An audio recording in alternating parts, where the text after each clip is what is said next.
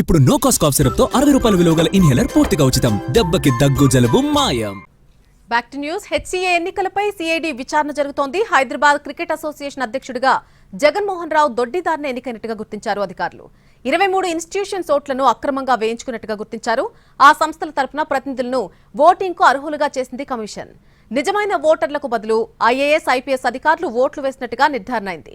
గత హెచ్సీఏ ఎన్నికల్లో ఎవరెవరు ఓట్లు వేశారో వారిని విచారించేందుకు సిఐడి రంగం సిద్ధం చేసింది. 23 ఇన్స్టిట్యూషన్స్ ఓట్ల వల్లనే జగన్మోహన్ రావు గెలిచినట్టుగా గుర్తించారు. ఎవరి ఒత్తిడితో ఓట్లు వేశారన్న కోణంలో సిఐడి విచారణ జరుపుతోంది.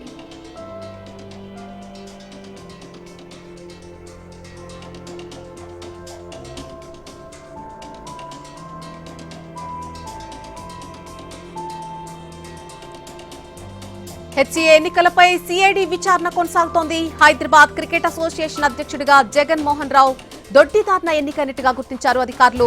23 ఇన్స్టిట్యూషన్స్ ఓట్లను అక్రమంగా ఆయన వేయించుకున్నట్టుగా గుర్తించారు. ఆ సంస్థల తరపున ప్రతినిధులను ఓటింగ్ కు అర్హులుగా చేసింది కమిషన్. అలాగే నిజమైన ఓటర్లకు బదులుగా ఐఏఎస్, ఐపీఎస్ అధికారులు ఓట్లు వేసినట్టుగా నిర్ధారణ అయింది. గత హెచ్సీఏ ఎన్నికల్లో అసలు ఎవరెవరు ఓట్లు వేశారో వారిని విచారించేందుకు గాను సిఐడి రంగం సిద్ధం చేసుకుంది. ఇప్పటికే 23 ఇన్స్టిట్యూషన్స్ ఓట్ల వల్లనే జగన్మోహన్ రావు గెలిచినట్టుగా గుర్తించారు. ఎవరి ఒత్తిడితో ఓట్లు వేశారు అన్న కోణంలో సిఐడి విచారణ జరుపుతోంది.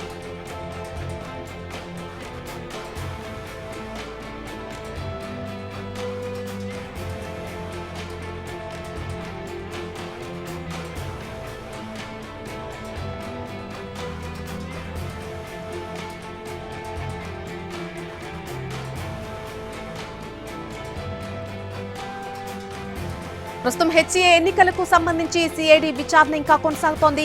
హైదరాబాద్ క్రికెట్ అసోసియేషన్ అధ్యక్షుడిగా జగన్మోహన్ రావు గతంలో ఎన్నికైనప్పుడు అది అక్రమంగా ఎన్నికయ్యారంటుగా అధికారులు గుర్తించడం జరిగింది. 23 ఇన్స్టిట్యూషన్స్ ఓట్లకు సంబంధించి ఆయన అక్రమంగా వేయించుకున్నట్టుగా గుర్తించారు అధికారులు.